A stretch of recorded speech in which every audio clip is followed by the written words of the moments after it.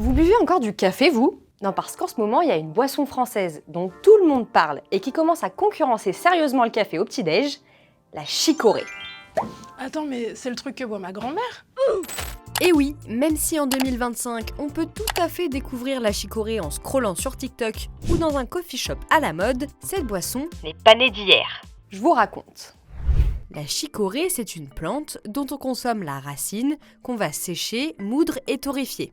On obtient alors une poudre au goût caramélisé et amer, mais sans caféine.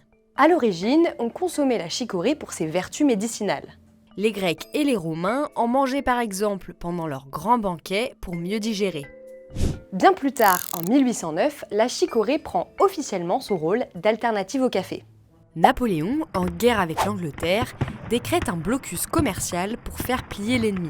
Le café qui vient des colonies anglaises manque en France et on va le remplacer par notre chicorée nationale. Là, l'industrie de la chicorée explose, surtout dans le nord du pays où se trouvent 99% des plantations. Mais après cet épisode, le café retrouve progressivement un prix abordable et sa place dans les habitudes de consommation. La chicorée, elle, perd en popularité jusqu'aux années 2020 où elle recommence à faire parler d'elle. Avec son empreinte carbone moins élevée que celle du café et sans excitant, la chicorée plaît aux consommateurs qui aiment son goût de noisette amer et caramélisé.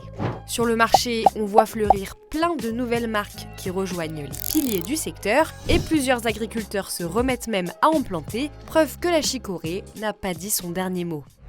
Bon, vous parlez de tout ça, ça m'a donné envie de goûter.